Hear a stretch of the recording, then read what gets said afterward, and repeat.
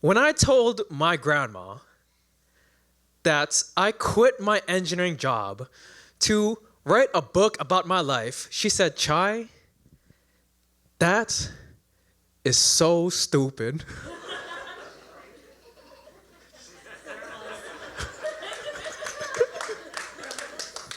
You should write about something that's actually interesting, like my life.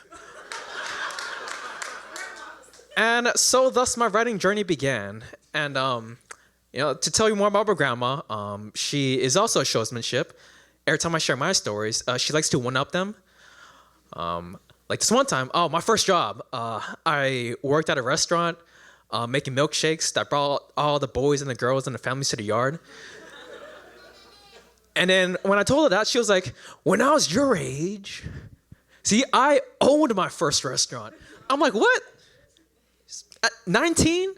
How'd that happen? And she says, oh, my daddy was a businessman. And I was like, yes, classic nepotism, How else do we get our intergenerational wealth? No, see, great for her. My daddy was a magician. He taught me how to disappear from my childhood. Oh, gosh. But I feel like the stakes are a little higher as a third-generation Thai American, because like now we got 4 life choices: doctor, engineer, lawyer, disappointment, and I picked 2 of them. Guess which ones? I don't know. So naturally, as a rational person, I believe in astronomy. She believed in astrology. Cultural differences back then. They believed in more things. She believed in this thing called P. Can everyone say P? See, in Thai, that means ghost. Now, can everyone say P? That means sibling. Now, can everyone say pee? So that's what came out of me in the bathroom.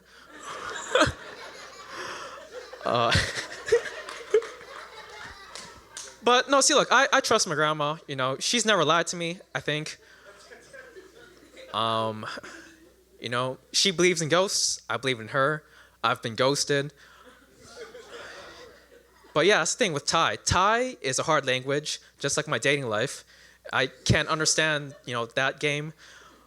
No, but, by the time I turned 24, I got my first girlfriend. Yeah. Yeah. Back when I was your age, see, I already had 17 boyfriends.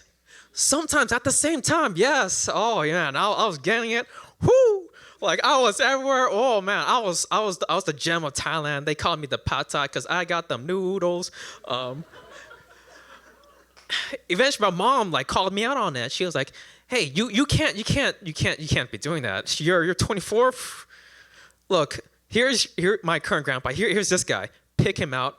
It doesn't matter if he's ugly, because my grandma thought he was ugly. But hey, I'm here. Thank God. But no, pick him out. Pick guy number 18. He's ugly, but he's got money. That's all that matters. And thanks to him, they were able to come to America. So woo, yeah, amen for money. But no, I do get that feeling of what she was trying to say in that sense of being alone.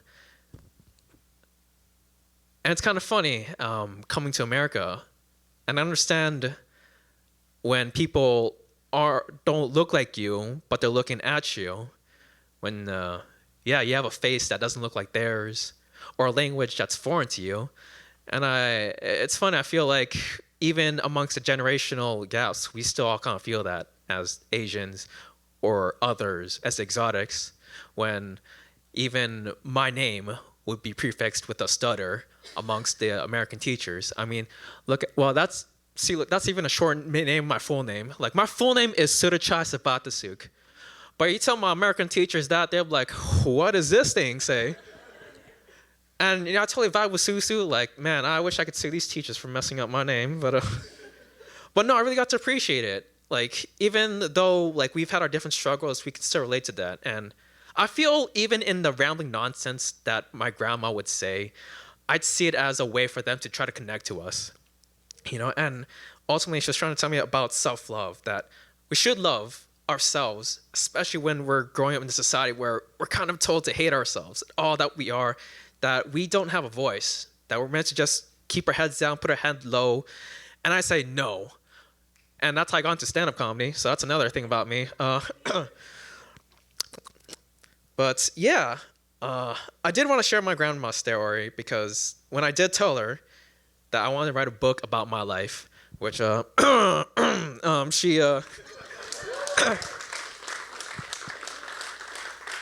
subtle flex. She told me, I'd love for you to write about my life, because time is our greatest currency, and it only waters around with the currents. See, because time is only spent and never gained.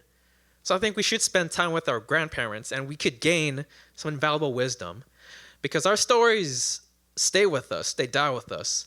And this is my grandma's story and not my grandpa's story, because it's too late for that.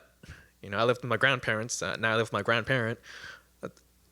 That part shouldn't have been a joke there, but a little more sad times. But yeah, I can only hear the stories from my grandma left, and I know she does say a lot of things. And even now, as we tell our stories, I feel we don't remember the things that people say to us. We remember how they made us feel. Unless you write it down, then yeah, that will be remembered. That's why we still have books from eons and eons past. That's why we still have books by Sun Tzu, Confucius, Lao Tzu, I think that was the other philosopher. But their names and their memories, their stories are eternal through the books.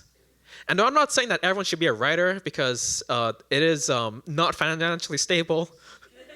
Hence, daytime engineer. But I feel it is important that we do share stories, because through our stories, that is how we become immortal. Thank you, everybody.